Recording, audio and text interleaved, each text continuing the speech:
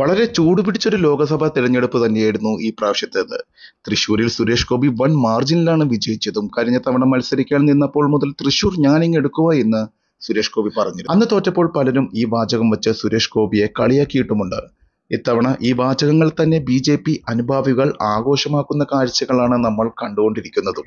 മലയാള സിനിമയിലെ താരരാജാക്കന്മാരായ മമ്മൂട്ടിയും മോഹൻലാലും അടക്കം നിരവധി താരങ്ങളാണ് സുരേഷ് ഗോപിക്ക് ആശംസകളുമായി നേരിട്ട് രംഗത്തെത്തിയതും. വ്യത്യസ്തമായ പാർട്ടിയിൽ പ്രവർത്തിക്കുന്നവരാണെങ്കിലും സുരേഷ് ഗോപി വിജയിച്ചു കാണണമെന്ന് തന്നെയായിരുന്നു സിനിമാ മേഖലയിലെ സഹപ്രവർത്തകരുടെ ആഗ്രഹവും. എന്നാൽ ഇതാ സുരേഷ് ഗോപിയെ ചൊറിഞ്ഞു നോക്കിയ നിമിഷ സജീവന് കിട്ടിയത് ഇപ്പോൾ എട്ടിന്റെ പണിയാണ് എന്ന് തന്നെ പറയാം. അമ്മാതിരി സൈബർ ആക്രമണത്തിലൂടെയാണ് താരം ഇപ്പോൾ കടന്നു പോകുന്നത്. തൃശൂർ ലോക്സഭാ തെരഞ്ഞെടുപ്പിനിടയിൽ തൃശൂർ എനിക്ക് വേണം, നിങ്ങൾ എനിക്ക് തൃശൂർ തരണം, തൃശൂരിനെ ഞാനിങ്ങെടുക്കുക എന്ന് സുരേഷ് ഗോപി പറഞ്ഞിരുന്നു. ഇതിനെ പരിഹസിച്ചുകൊണ്ടായിരുന്നു നിമിഷ സജീവൻ രംഗത്ത് വന്നത്.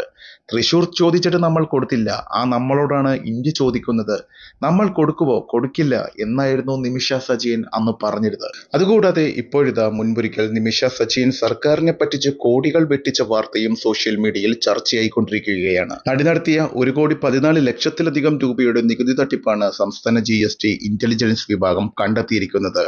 ഈ സംഭവം ഇപ്പോൾ സോഷ്യൽ മീഡിയ ഇളക്കി മറിക്കുന്നുമുണ്ട്. 2022 നവംബർ 10-നാണ് ഈ തട്ടിപ്പ് വിവരം പുറത്തു വന്നിരുന്നത്. സർക്കാരിനെ പറ്റിച്ച് പ്രമുഖ നടി നിമിഷ സജീവൻ ഒളിപ്പിച്ചു വച്ചത് 1,14,00,000 രൂപയിലധികം എന്നാണ് അന്ന് വാർത്തകൾ നിറഞ്ഞു നിന്നതും. നടി നിമിഷ സജീവന്റെ കണക്കിൽ കവിഞ്ഞ വരുമാനം കണ്ടെത്തിയിരിക്കുകയാണ് സംസ്ഥാന GST ഇന്റലിജൻസ് വിഭാഗം.